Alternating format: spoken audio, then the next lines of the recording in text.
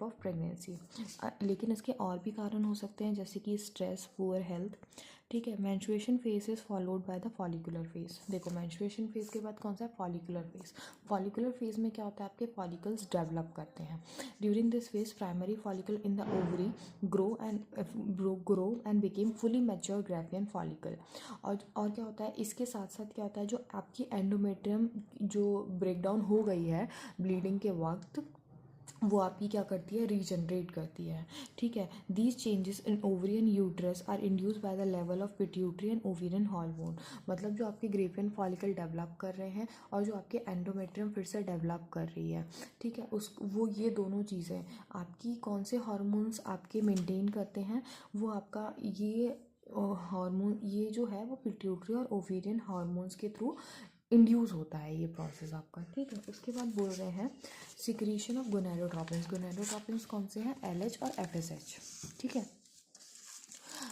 Increase gradually during the follicular phase, ये आपके increase करते हैं ड्यूरिंग द फॉलिकुलर फेज। और आपका एस्ट्रोजन का सिक्रीशन भी by the growing follicles increase कर जाता है। ठीक है, उसके बाद बोल रहे हैं both LH and FSH attain peak in the middle of the cycle. Rapid secretion of LH leading its maximum level during the mid-cycle LH surge. ठीक है, तो आपसे यदि पूछा जाएगा कि ओव्यूलेशन के टाइम पे क्या होता है, तो आप बोलोगे आप LH सर्ज होता है। लेकिन पीक कौन से हार्मोन का होता है, तो पीक तो दोनों ही हार्मोन का होता है, LH और FSH दोनों का ही पीक होता है। ठीक है, उसके बाद बोल रहे हैं the ovulatory phase is followed by the luteal phase, during which the remaining part of the Graafian follicle transforms as a corpus luteum. देखो एक बार ओव्यूलेशन हो गया, ओव्यूलेशन के बाद क्या होगा, आपका सेकेंडरी oocyte तो बाहर निकल गया, पर जो पोर्शन बच जाता है उसको हम बोलते हैं कॉर्पस ल्यूटियम।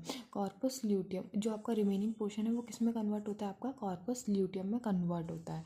और कॉर्पस ल्यूटियम क्या करता है, आपका large amount of progesterone secrete करता है, जो कि नेसेसरी है किसके लिए, आपके एंडोमेट्रियम को मेंटेन करने के लिए।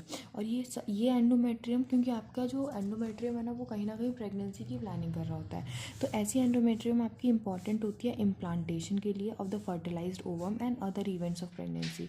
लेकिन जब हमें पता चलता है कि ओके फर्टिलाइजेशन तो हुआ ही नहीं, तो ये एंडोमेट्रियम क्या करती है आपकी, वो हो जाती है, डिजनरेट कर जाती है।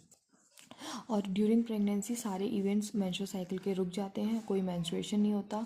और यदि फर्टिलाइजेशन नहीं हुआ तो कॉर्पस ल्यूटियम भी डिजनरेट कर जाता है। This cause disintegration of endometrium leading to the menstruation. आपका एंडोमेट्रियम भी फिर ब्रेक कर जाएगा, making a new cycle. In human being जो मेंस्ट्रुएशन है वो 50 ईयर्स ऑफ एज में स्टॉप हो जाता है, जिसको हम बोलते हैं menopause. Cyclic menstruation is a indicator of यदि आपका साइक्लिक मेंस्ट्रुएशन हो रहा है तो मतलब आपके नॉर्मल रिप्रोडक्टिव इवेंट्स चल रहे हैं, आप रिप्रोडक्टिवली हेल्दी हैं। और ये क्या है, एक्सटेंड बिटवीन द मिनार, मतलब जो फर्स्ट मेंस्ट्रुएशन है एंड मेनोपॉज जो कि लास्ट मेंस्ट्रुएशन है, उनके बीच में होता है। ठीक है, उसके बाद we'll read about fertilisation and implantation.